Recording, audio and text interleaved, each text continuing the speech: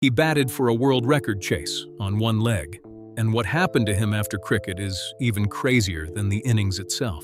Stay till the end, because there's a court case buried in his story that almost ended his career before Lord's ever happened. Gordon Greenidge was born Cuthbert Gordon Greenidge on May 1st, 1951, in the parish of St. Peter, Barbados. When he was still a young child, his mother had to leave for London just to find work, leaving him behind on the island. His grandmother stepped in and raised him, while a young boy grew up missing his mother from thousands of miles away. At 14, he finally packed up and moved to England to be with her again, settling in Reading. Imagine that, growing up without your mom around, then starting your whole life over in a new country as a teenager. Nobody looked at that kid and thought, future legend. Cricket had other plans. It didn't take long for someone to notice him. While playing for a local youth side called the Berkshire Bantams, Greenidge caught the eye of scouts from Hampshire County Cricket Club. He made his debut for Hampshire's second Aunt at just 16 years old in 1967, and within 3 years had stepped up to the first team.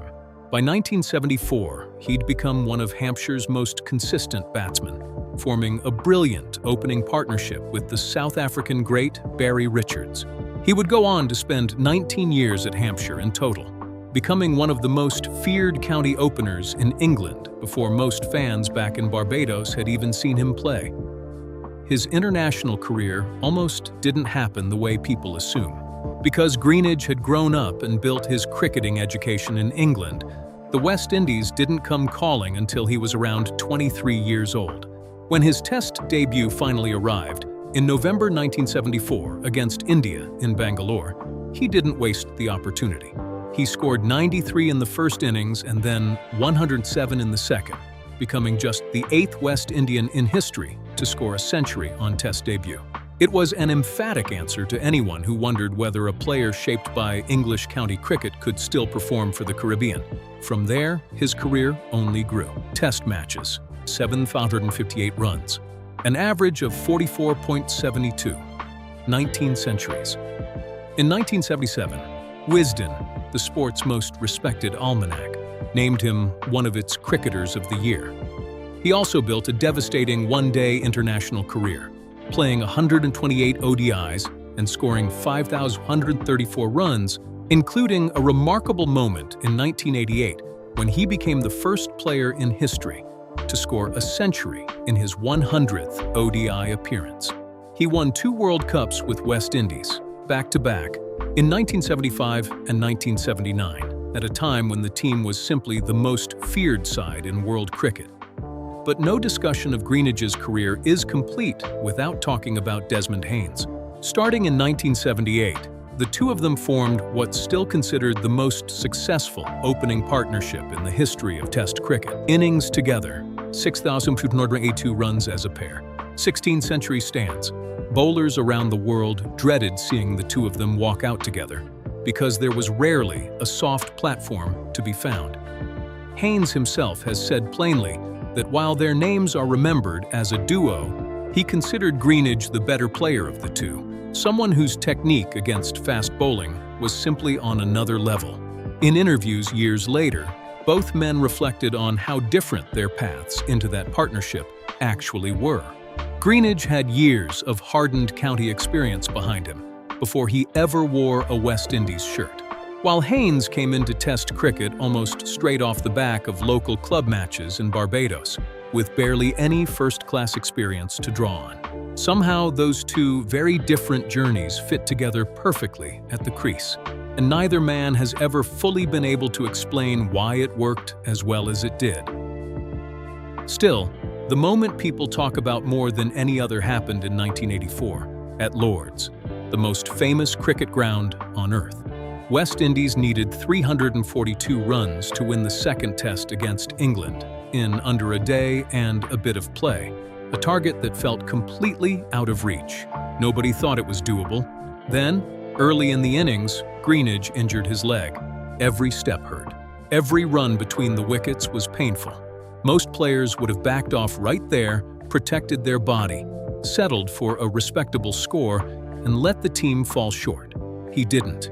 He kept swinging, kept attacking, on a leg that could barely carry him, and finished the match not out on 214, sharing an unbroken partnership of 287 with Larry Gomes as West Indies chased the target down in just over 66 overs. To this day, nobody has chased down a bigger target to win a test match at Lord's. That's not just a great innings. That's a man refusing to let pain decide the outcome. His highest test score of all actually came near the very end of his career in 1991 against Australia, when he made 226. It was a reminder that even in his final seasons, well into his 30s, he could still dominate an attack the way he had in his prime. He retired from international cricket in 1991, and here's something people don't think about enough. For most athletes, retirement isn't relief, it's loss. The crowd goes quiet. The purpose that shaped your whole life just disappears overnight. A lot of great players never really recover from that shift. Greenidge could have easily become one more name people stopped talking about after a few years. He didn't let that happen. Here's a part of his career almost nobody talks about. Back in the late 1970s, a group of the world's best cricketers, Greenidge included, signed on to a breakaway competition organized by the Australian businessman Kerry Packer, known as World Series Cricket.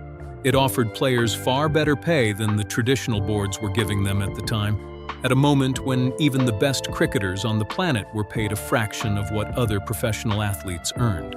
English cricket authorities panicked and moved to permanently ban any player involved from ever representing their counties again. Greenidge's own team, Hampshire, nearly lost him for good over it. It actually took a court in London to step in and rule that ban illegal, allowing the affected players to keep their county careers intact. That's the real fallout in his career. Not gossip or scandal, but a genuine legal fight over whether he'd even get to keep playing the game he'd built his entire life around. It's worth remembering just how long that county career actually ran. Greenidge played for Hampshire from 1970 all the way through to 1987, and toward the very end of his playing days. In 1990, he even turned out briefly for Scotland, adding one more unexpected line to a resume that already spanned continents. Across his whole first-class career, teammates and opponents alike described him as one of the most technically correct, hardest-hitting openers of his generation. Someone equally comfortable taking on the fastest bowlers of the Packer era and grinding out long, patient innings when the situation demanded it. That range, brutal power on his day, discipline when the team needed him to simply survive, is part of why his name still comes up whenever cricket historians debate the greatest opening batsman the sport has ever produced. So what's he actually living off today? A lot of websites will throw a net worth number at you, anywhere from $1 million to $9 million, depending on which site you click. Here's the truth. None of those numbers agree with each other, and none of them come from anything official. So instead of making one up, here's what we actually know for certain. In 1997, he took on a job nobody expected from him, head coach of Bangladesh's national cricket team, a country with almost no experience competing on the world stage at that point.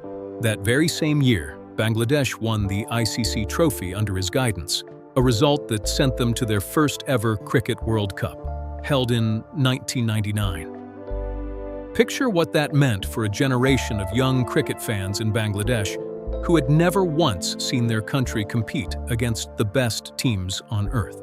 That single achievement helped set Bangladesh on the path toward eventually earning full Test playing status just a couple of years later, one of the most significant developments in the sport's modern history. After his time coaching Bangladesh, Greenidge built a second career as a paid public speaker, talking about pressure, resilience, and leadership at corporate and sporting events around the world, drawing on the lessons of a career built on facing down some of the fastest bowling attacks the game has ever produced. He still shows up to charity cricket matches in his 70s, still turning out for exhibition games and testimonial fixtures whenever his old teammates or former clubs call. And he still sits on the West Indies senior selection panel, quietly helping shape the next generation of players who will wear the shirt he once fought so hard to earn a place in. The honors kept stacking up over the years, too. He received the MBE in 1985, recognition of his contribution to cricket from within the British honours system that governed much of Caribbean sport at the time.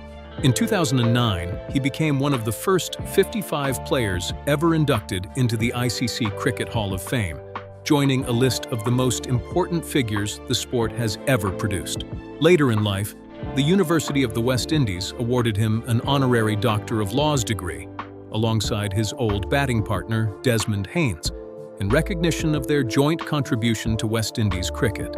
And more recently, he received a knighthood, the highest honor cricket can bestow on someone within the British honours system. The boy who once grew up an ocean away from his mother, chasing a game in a country that wasn't originally his own, is now officially known as Sir Gordon Greenidge. His family life quietly carried that same theme of two worlds connected across an ocean. He has a son, Carl Greenidge, and a daughter, Ria Greenidge, and he's related to former England batter Mark Levine, his cousin. Another reminder of just how tightly woven his story became between the Caribbean and England, the two places that shaped him as a cricketer and as a person. Even his own numbers tell a story most fans never hear about. Across first-class List A and 2020 cricket combined, Greenidge sits among the 10 highest run scorers the sport has ever produced, a reflection of a 22-year professional career that stretched from teenage trials with a Berkshire youth side all the way to Test cricket's biggest stages. 6 of his 19 Test centuries came against England, specifically, the country whose domestic system effectively built him as a cricketer before the Caribbean ever called him home. It's a strange, almost poetic detail, given how his story actually began. Add in his one-day cricket, 11 centuries and 31 half-centuries across 128 matches, and you get the picture of a player who rarely had a quiet run of matches across either format for nearly 2 decades straight. No hidden fortune, no scandal, beyond the one real fight he had to win just to keep his career alive. Just a kid who was left behind on an island at 4 years old, who crossed an ocean at 14 to find his mother again, who turned pain into one of the greatest innings the game has ever seen, and then spent his second life making sure a whole new generation got the chance he once had to fight so hard for. That's Sir Gordon Greenidge, the boy nobody expected anything from, who ended up with a knighthood and a record that, decades later, still nobody has broken. If this story moved you even a little, hit subscribe, because next time we're digging into the other half of this partnership, Desmond Haynes, and the side of his story almost nobody tells.